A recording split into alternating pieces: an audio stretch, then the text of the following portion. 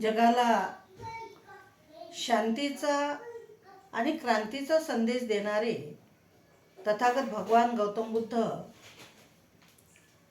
यांनी संपूर्ण जगाला आणि जगातील मानव जातीला मध्यम मार्ग शिकवला. त्यांनी आपल्या धम्माचं तत्व ज्ञान सांगत असताना प्रत्येक व्यक्तीला मध्यम मार्गावर आरूढ होण्यास सांगितलं. तथागत भगवान गौतम बुद्धाचा बौद्ध धम्म हा समता पुष्ट करायला शिकवतो आणि माणसाने जगत असताना बौद्ध धम्माचं जे तत्वज्ञान आहे ते तत्वज्ञान अंगीकारून त्याचं आचरण करून जगण्याचा प्रयत्न करावा. जो व्यक्ती तथागत भगवान गौतम बुद्धाच्या धम्माचं तत्वज्ञान आपल्या आयुष्यामध्ये जगत असताना त्याचं आचरण तो जर करत असेल, ते तत्व जर तो ते पाळत असेल, तर तो इतका सुखी असू शकतो की त्याच्यासारखा सुखी या जगात कोणीच असू शकत नाही. तसे बुद्धाने सांगितलेलं आहे की तुम्हाला सुखी राहायचं का दुखी राहायचं हे तुमचं तुम्ही ठरवलं पाहिजे. जर तुम्हाला परमोच्च सुखाचा धनी व्हायचं असेल तर तुम्हाला आर्य अष्टांगिक मार्गाचं पालन करायला पाहिजे. आणि त्यांनी मध्यम मार्ग हा सांगितलेला आहे. प्रत्येकानं मध्यम मार्गावर आरूढ झालं पाहिजे. प्रत्येक माणूस काही ना काही काम करत असतो आणि काम करत असताना आपण आपल्या कामामध्ये व्यस्त राहिलं पाहिजे. जिद्दीने, लगन आणि चिकाटीने आपण आपल्या कामामध्ये यशस्वी झालं पाहिजे. मग ते काम कोणतंही असो. आपण हाती घेतलेलं काम ते पूर्णत्वास नेण्यासाठी माणसाने वाटेल ते करावे. आणि जगत असताना प्रत्येकाने आपलं ध्येय ठरवलं पाहिजे. जगत असताना जर तुमच्या आयुष्यामध्ये विजन नसेल, तुम्हाला कुठे पोहोचायचं आहे हे जर तुम्ही ठरवून जगत नसाल, तर तुमचं जगणं हे निरर्थक ठरू शकते. आणि प्रेम, आता प्रेम हे बुद्धाच्या तत्वज्ञानानुसार प्रेमाची व्याख्या ही वेगळी आहे.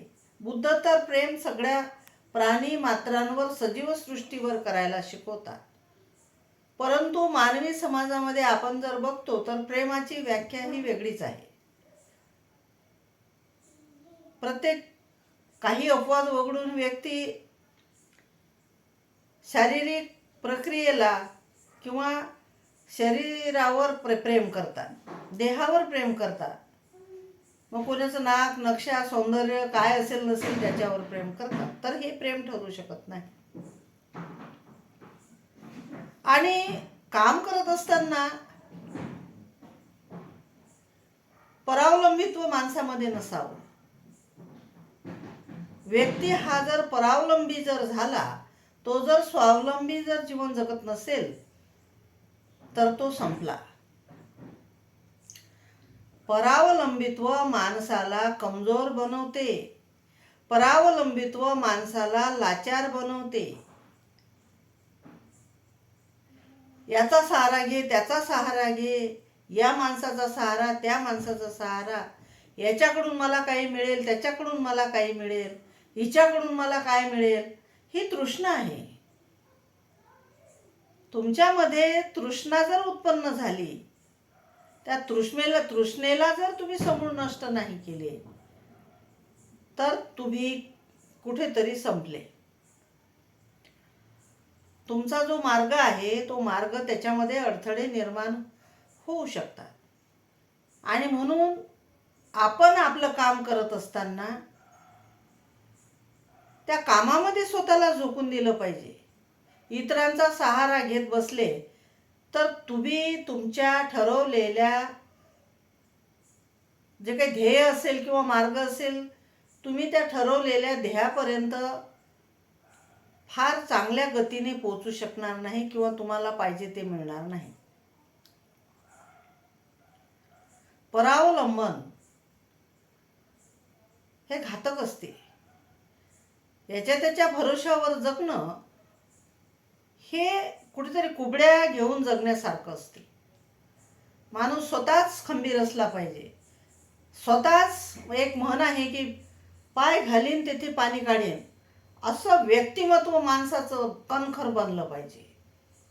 आणि जगत असताना प्रत्येक स्त्री पुरुषाने स्वाभिमानाने जगलं पाहिजे. जो लाचार होऊन जगत असेल त्याचा कोणीही गैरफायदा घेतो. आणि विशेष म्हणजे स्त्रियांनी तर स्वाभिमानाने जगलंच पाहिजे. स्त्री जर कमजोर असेल, ती मनानं कमजोर असेल, तिचे इंद्रिय जर तिच्या ताब्यामध्ये नसतील, तर या समाजामध्ये अनेक लांडगे आहेत. ते लांडगे तुमचे लचके तोडल्याशिवाय राहणार नाही. आणि म्हणून सिंहासारखं जगावं, स्वाभिमानाने जगावं, कमी जगावं पण स्वाभिमानाने सिंहासारखं जगावं. मेंढरी, बाबासाहेब म्हणत होते की मेंढरीचं जीवन, हजारो वर्ष मेंढरीचं जीवन जगण्यापेक्षा सिंहासारखं जीवन जगा. एकच दिवस जगा पण सिंहासारखं जगा. स्त्रियांनी हे बाबासाहेबांनी सांगितलेलं ब्रीद घेतलं का? ज्यांनी घेतलं त्यांचं अभिनंदन. एकटं जगणं काही कठीण नाही. एकटं जगणं अजिबात कठीण नाही. तुमच्यामध्ये धमक असली पाहिजे आणि तुमच्यामध्ये ती प्रगल्भता असली पाहिजे. तुम्ही बुद्ध धर्माच्या तत्वज्ञानाने जगले पाहिजे, त्याचं आचरण करून जगले पाहिजे, आर्य अष्टांगिक मार्गाचं पालन करून जगले पाहिजे. तुम्हाला या जगामध्ये कोणीच हरू शकत नाही आणि तुम्हाला कशाची गरज पडत नाही.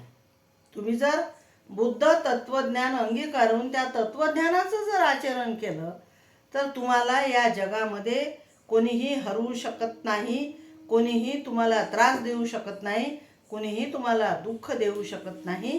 कारण सुख हे आपल्या हातात आहे आणि दुःख सुद्धा हे आपल्याच हातात आहे. आणि म्हणून माझं असं मत आहे की आपण आपले इंद्रिय ताब्यात ठेवले पाहिजे. इंद्रिय जर तुम्ही ताब्यात ठेवले तर मला वाटतं की तुमचं जीवन हे सफल होऊ शकतं.